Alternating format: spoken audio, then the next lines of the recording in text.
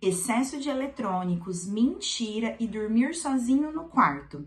Você sabia que essas três demandas tendem a gerar muito mais resultado quando a gente trabalha em orientação de pais com os pais do que necessariamente na psicoterapia com a criança? Para quem não me conhece, meu nome é Amanda, sou psicóloga clínica infantil, trabalho com orientação parental e dou supervisão clínica para psicólogos. Bom, assim como eu imagino que você também não tenha aprendido nada de orientação a pais na faculdade. Eu não tive absolutamente nenhuma matéria sobre. Na verdade, depois que eu me formei, eu entrei em contato com esse termo orientação a pais e era um termo relativamente novo para mim. Eu não sabia muito bem como isso era feito. Porque na faculdade, geralmente a gente faz a anamnese com os pais e vai dar uma devolutiva para eles no meio do ano ou no fim do ano. A terapia é praticamente 95% com a criança. Tudo que eu aprendi de orientação a pais foi depois que eu me formei. Então, nos meus primeiros casos, quando eu comecei a atuar na clínica infantil, eu seguia o padrão que eu tinha aprendido na faculdade. Fazia a primeira sessão com os pais e seguia os atendimentos com a criança. Vários atendimentos ali com a criança semanalmente.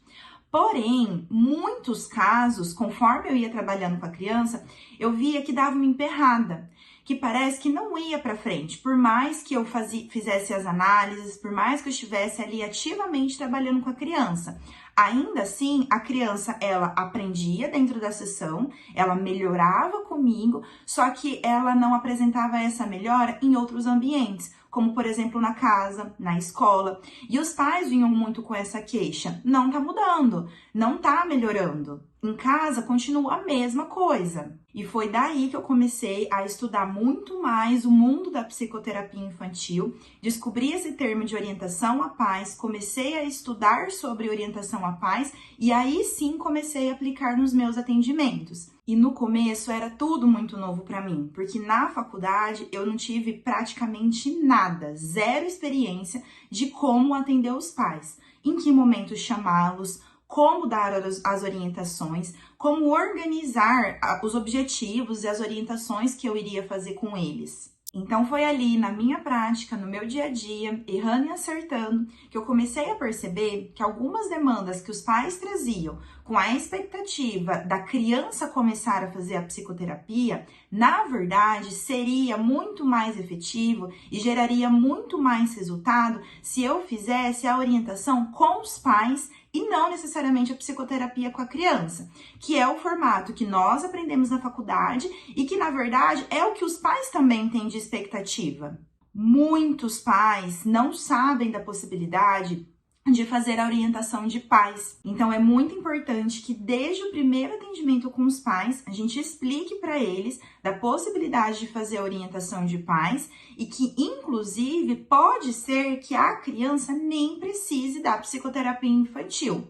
Por isso que, geralmente, nós fazemos uma sessão com os pais, 1-2 sessões ali de coleta de dados para entender a demanda, conhecer a família, né, começar a fazer vínculo com os pais. Depois nós fazemos alguns atendimentos com a criança com o objetivo de coletar dados, né, de observar o que os pais trouxeram, dentre outras coisas que a gente vai observando ali no atendimento. E aí sim que nós damos essa devolutiva para os pais, para daí explicar para eles se nesse momento vai ser importante a psicoterapia com a criança, ou se o mais importante vai ser a orientação com eles, ou um terceiro formato que é a psicoterapia com a criança e também a orientação a pais. Então, o modelo que nós aprendemos na faculdade é anamnese, atendimento com a criança. Fim. Só no final do ano, meio do ano, geralmente a gente dá essa devolutiva. Mas há outros formatos que tendem a ser mais efetivos, mas que isso vai depender da análise individual de cada caso. Então, já teve casos que eu atendi os pais, fiz umas 3-4 sessões ali com a criança para conhecer ela, para criar vínculo, para coletar os dados que os pais trouxeram, para eu observar outras coisas ali importantes no atendimento. Depois dessas sessões, eu dei a devolutiva para os pais, chegando na conclusão de que, na verdade, o que mais iria gerar resultado para aquele caso em específico, a partir da análise que eu tinha feito, não era o atendimento com a criança, Então, nessa sessão de devolutiva com os pais, eu explicava tudo isso para eles, o porquê que seria muito mais efetivo fazer com eles e explicava como que iria ser dali para frente. Eu já atendi casos com estruturas e essa dinâmica muito variada. Não tem uma receita de bolo. Do tipo, a orientação a pais tem que ser feita de X e X tempo criteriosamente. Não, isso vai depender muito de cada caso. Mas, por exemplo, alguns casos de formatos que eu já atendi. Esse, né, que eu estava explicando de fazer a primeira sessão com os pais, fazer umas 3, 4 com a criança, dar a devolutiva para os pais, explicar para eles de que seria muito mais efetivo fazermos com eles. Os pais acabavam, né, topando, concordavam, entendiam, né, todas as explicações e os porquês, as análises, e aí a criança nem vinha, né? Eu fazia a sessão ali de orientação de pais semanalmente, uma vez por semana com eles, por 1, 2 meses. Tinha casos que a alta já acontecia nesse tempo, então que eu conhecia a criança e fiz, né, as sessões com a criança só naquele comecinho, naquelas 3, 4 primeiras sessões. E aí, só de orientação de pais, uns 2, 3 meses, eu já atendi casos que a alta já era possível, que eu já conseguia dar alta porque os pais estavam conseguindo aplicar, colocar em prática, né, as orientações, enfim.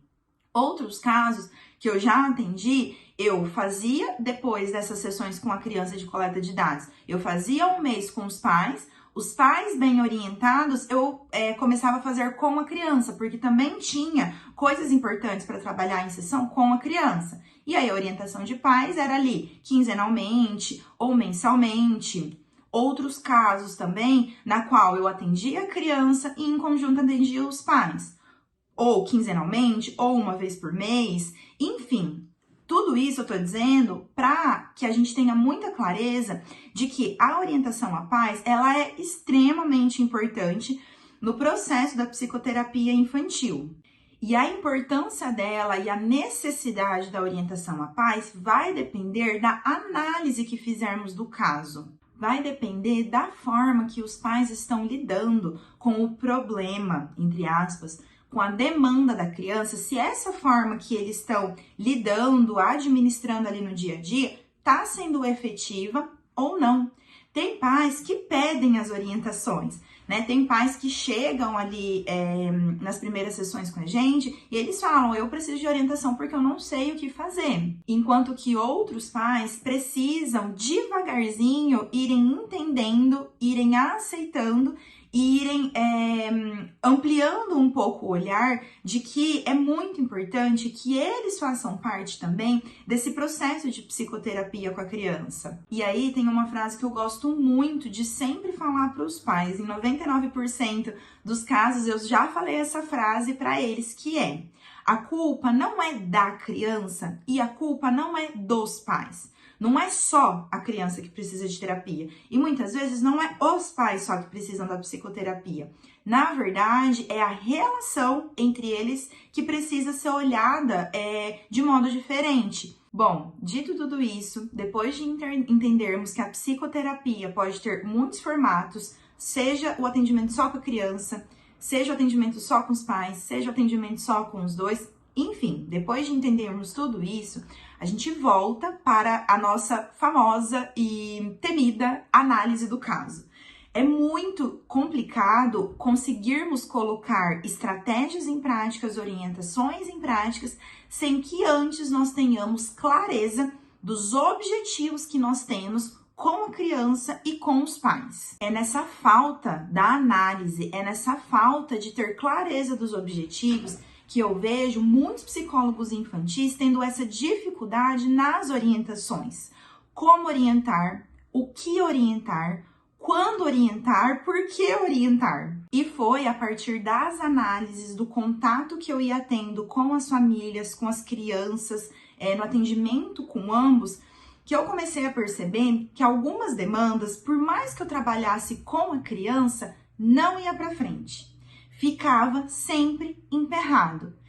E aí, essas demandas, eu percebia algo em comum entre elas, que era, eu trabalhava com a criança entendia o que eu estava trabalhando, ela até colocava em prática ali dentro da sessão, colocava em prática em meio das brincadeiras, Porém, isso não mudava fora do atendimento, continuava igual.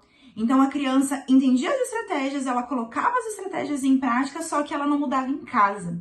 E aí foi quando eu comecei a fazer essa ligação, né, de que eu estava ensinando a criança estava tendo essa compreensão, mas ainda assim a mudança não acontecia. E não tinha um resultado fora da sessão, porque os pais continuavam tendo os mesmos comportamentos, enquanto que a criança, mesmo que ela aprendesse as estratégias, ela entendia o porquê, às vezes não era legal tal comportamento, forma diferente que ela poderia agir, mesmo a criança tendo toda essa clareza e tendo essa evolução, os pais continuavam com os mesmos comportamentos. Era como se a criança não tivesse oportunidade de aplicar tudo que ela aprendeu na terapia em casa.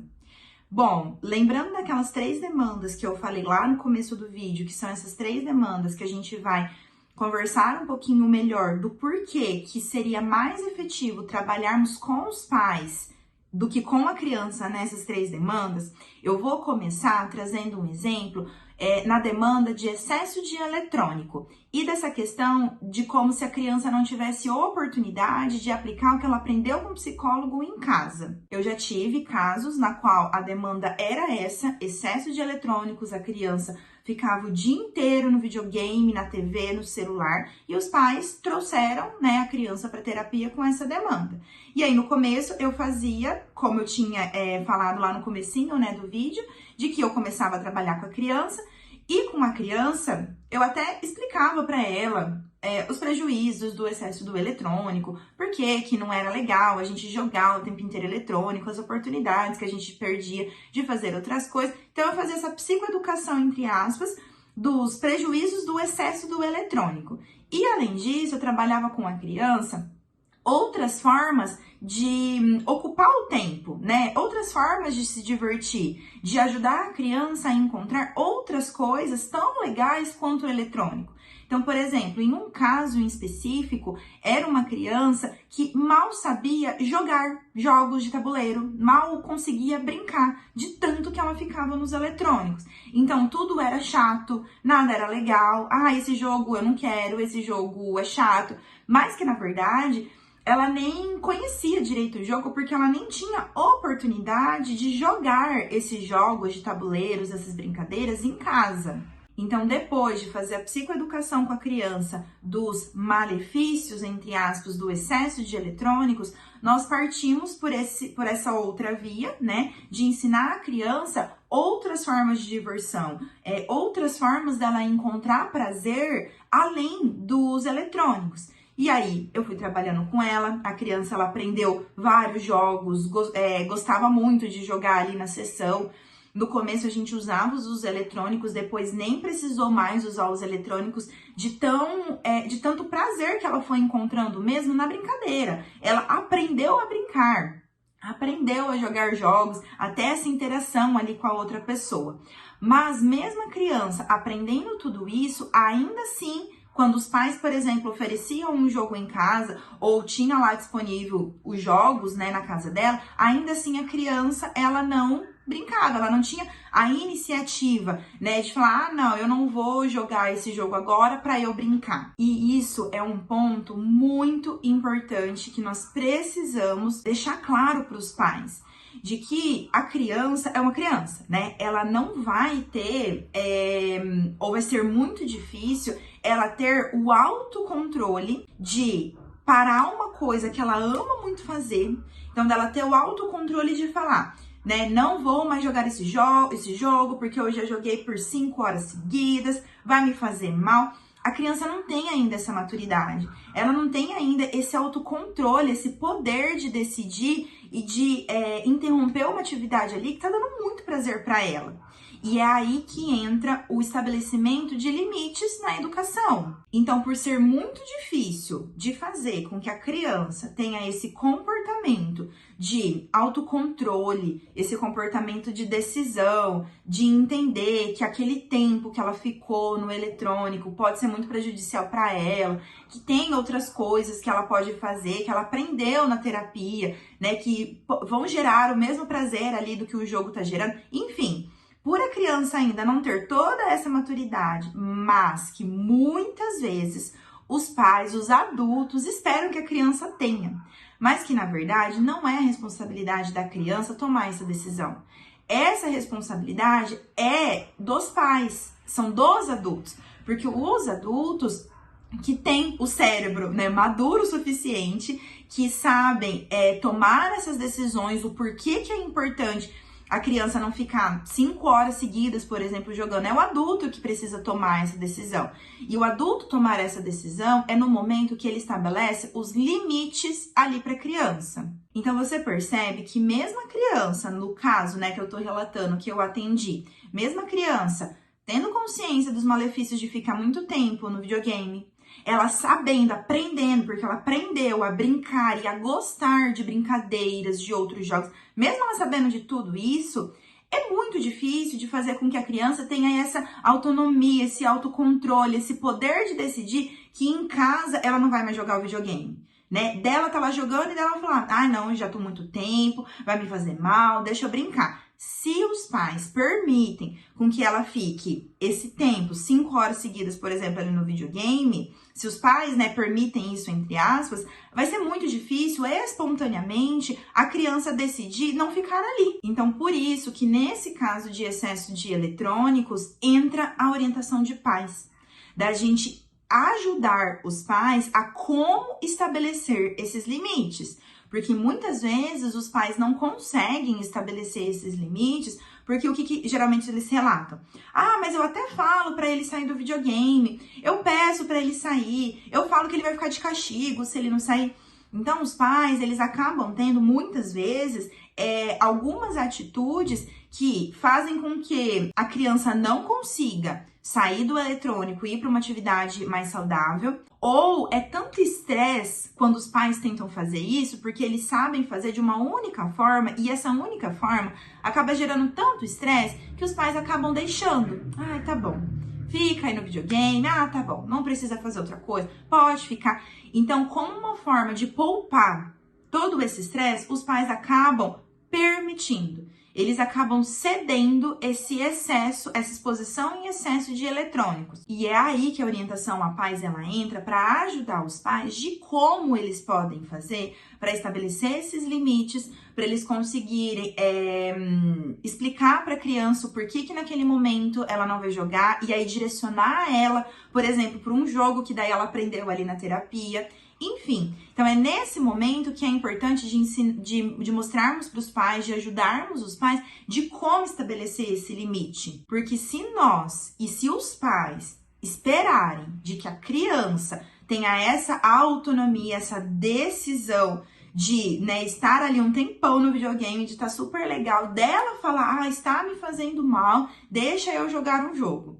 É muito raro, na verdade, pelo menos os casos que eu atendi, nunca aconteceu isso. Mesmo a criança sabendo dos malefícios, do excesso, mesmo a criança sabendo, tendo outras formas de encontrar o prazer ali na tarde dela, na manhã dela, ainda assim, se os pais não estabelecem esses limites de quanto tempo, em que momento que a criança pode ficar ali no videogame, a criança vai ficar se os pais não estabelecerem esse limite. E aí, pegando já gancho com tudo isso que eu falei do excesso de eletrônicos, nós já vamos para a demanda de dormir sozinho. Então, eu já atendi casos também de que eu fiz a psicoeducação com a criança, e aí vai depender muito por que a criança não quer dormir sozinha, né?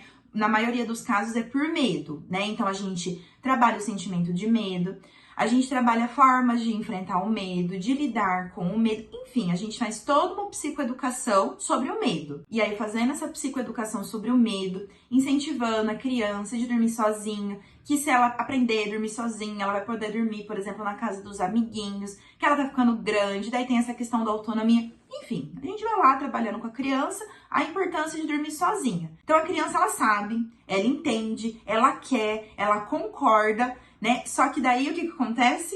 Ela não consegue em casa. Ela não consegue a mesma coisa do excesso de eletrônicos. Ela não consegue ter esse poder de decisão que muitas vezes nós adultos esperamos que a criança tenha, mas que não é a criança que tem que ter. Somos nós adultos que precisamos estabelecer esses limites E incentivar a criança. Nessa questão de dormir sozinha, muitas vezes, muitos casos que eu já atendi, eu observei algo em comum que, na verdade, a maior dificuldade não era da criança, era dos pais. Os pais tinham essa dificuldade meio que de romper de dar esse corte ali, né, no momento de dormir com a criança, porque é muito gostoso. Tanto para a criança dormir com os pais, como muitos pais acham muito gostosos e gostam muito de que a criança durma com eles. Então é difícil dos pais estabelecerem esse limite, porque também é muito gostoso para eles. Tem até um caso que eu atendi há um tempo atrás, de uma pré-adolescente que queria muito conseguir dormir no quarto dela, dormir sozinha, porque ela perdia muitos convites, muitas oportunidades de dormir na casa das amigas. E ela queria começar a dormir na casa das amigas. Então, ela tinha muito essa motivação de querer conseguir dormir sozinha. A mãe conseguia ajudar um pouco mais ela, incentivando ela em casa, estabelecendo alguns limites, alguns combinados. Então, ela estava conseguindo fazer esse enfrentamento, ela estava tentando dormir sozinha. E aí, com várias estratégias, né, que foram combinadas ali com a mãe. Mas o pai, era muito difícil para o pai permitir e romper esse laço ali de que ela queria dormir no quarto dela. E aí, uma vez, o pai soltou a frase de que, você vai dormir no seu quarto, nem sente mais saudade de dormir comigo. Então, assim, nessa frase, a gente observa a dificuldade do pai. A criança, né, a pré-adolescente, ela até queria, ela estava tentando conseguir dormir sozinha. Mas o pai estava com essa dificuldade de estabelecer esse limite, porque era difícil para ele. Então, da mesma forma do exemplo, né, lá do excesso de eletrônicos, nessa demanda de dormir sozinha, por mais que a gente ajude a criança, incentive a criança, explique para a criança, dê ferramentas para ela lidar, por exemplo, ali com medo, com a dificuldade, muitas vezes os pais também têm essa dificuldade. E muitas vezes a criança não consegue dormir sozinha no quarto dela, porque também é difícil para os pais romperem fazerem esse corte, digamos assim, né, de permitir com que a criança durma sozinha no quarto dela, porque é difícil para eles. E aí, por isso que é muito importante a orientação de pais nesse caso. Então, a criança já tendo toda essa consciência de tudo que a gente trabalhou, nós precisamos ajudar os pais de como fazer isso em casa, de como estabelecer esses limites, de como incentivar a criança para que ela consiga dormir no quarto dela. Então, vocês percebem que mesmo a gente trabalhando muito com a criança, se os pais continuarem tendo os mesmos comportamentos, é muito, muito difícil com que a criança tenha a autonomia, tenha a voz, né, as oportunidades para chegar para os pais e falarem, olha, mãe e pai, hoje eu vou dormir sozinho no meu quarto, eu sei que vocês podem ficar chateados com isso, mas eu vou conseguir. Então, assim, é muito difícil uma criança fazer isso, né? Então, por isso que é muito importante que os pais estejam muito bem orientados e saibam como incentivar, como ajudar a criança a conseguir dormir sozinha no quarto dela. E, por fim, o comportamento, né, de mentira, o tão temido comportamento de mentira. Esse tema, na verdade, é um tema que dá pra eu falar por 1 hora inteira. Tem muitas coisas importantes, né, pra gente entender sobre o comportamento de mentira. Muitos mitos acerca do comportamento de mentira. Eu já vi muitos pais e até psicólogos falando, mas ela tem, a criança tem uma personalidade de mau caráter porque ela já tá mentindo. Imagina quando for adolescente, se ela já tá tendo, né, esse comportamento agora. Então, os pais têm muito dúvida, mas a criança já nasceu assim, com essa personalidade, será que está se desenvolvendo como um mau caráter, um manipulador? Enfim, tem muitos mitos acerca da mentira. Mas para esse vídeo, eu acho que o mais importante é deixar claro que as pessoas, não é nem só a criança, as pessoas do mundo inteiro, adulto, criança, idoso, todo mundo, que as pessoas mentem. O comportamento de mentira, ele acontece como uma forma de se livrar de uma bronca, como uma forma de se livrar de uma coisa ruim que pode acontecer se eu falar a verdade. Então, na verdade, o mentir nada mais é do que uma forma de proteção. A criança não quer levar bronca. E ela, sabendo, prevendo que ela pode levar uma bronca, o que ela faz? Ela mente. Ou ela omite. Ela esconde a verdade. Então, olha só como é difícil, partindo desse pressuposto, né, de que a gente mente porque a gente não quer levar bronca, a gente mente porque a gente não quer que o outro deixe a gente de castigo. Então, como uma forma mesmo de proteção, partindo desse pressuposto, olha só como é difícil a gente trabalhar com a criança, explicando para ela por que ela não pode mentir, por que não é legal mentir, os prejuízos que ela traz, incentivar ela a falar a verdade. Beleza, trabalhamos tudo isso com a criança. Será que, mesmo a gente trabalhando com tudo isso, a criança vai ter a coragem, vai ter a iniciativa de, mesmo com muito medo dos pais brigar, às vezes os pais bater, dos pais de deixar de castigo, mesmo tendo todas essas possibilidades ruins para a criança, será que vai ser suficiente para ela chegar para os pais e falar, olha, então eu quebrei o copo, né? E aí o pai e a mãe vai lá, bate e ela já previa que os pais iam fazer isso. É muito difícil. Na verdade, é até um pouco perigoso incentivarmos a criança de falar a verdade quando os pais não estão preparados para receber essa verdade. E olha só como pode ser perigoso isso, de incentivarmos a criança, de trabalharmos só com a criança, enquanto que os pais não estão preparados para receber o falar a verdade da criança. Então, a gente trabalha com a criança fala a verdade e os pais batem na criança. É até perigoso, em alguns casos, a gente incentivar a criança de falar a verdade se os pais não estiverem preparados de como lidar com essa verdade. Não tô dizendo que a gente não vai ensinar a criança que o comportamento de mentira é a melhor solução. Não é isso, de jeito nenhum. O que eu tô dizendo aqui é que, na mesma intensidade que a gente trabalha com a criança, a importância de não mentir, de falar a verdade, nessa mesma intensidade, a gente precisa o quê? Trabalhar com os pais da importância, né, de como eles vão lidar com a verdade quando a verdade chegar. Porque se a criança mente porque tem medo da bronca, do castigo que vai vir, ela não tem controle da bronca e do castigo, né? Quem tem controle é os pais. Então, por isso que a orientação a pais, nesse momento, é muito importante. Porque nós precisamos chamar os pais, explicar para eles como a mentira funciona, explicar o porquê que a criança está mentindo, para daí sim eles começarem a perceber que a forma que eles estão lidando quando a criança conta a verdade não está sendo efetiva, porque eles estão aplicando castigos, eles estão dando broncas muito severas.